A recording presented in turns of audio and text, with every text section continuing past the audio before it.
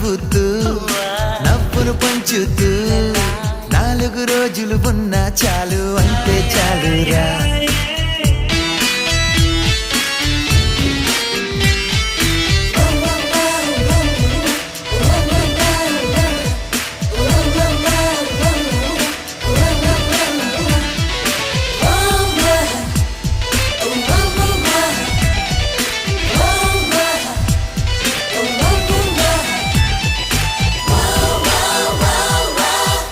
పండుని పొందాలి అంతా ఆనందం అందిన వెంటనే పంచాలి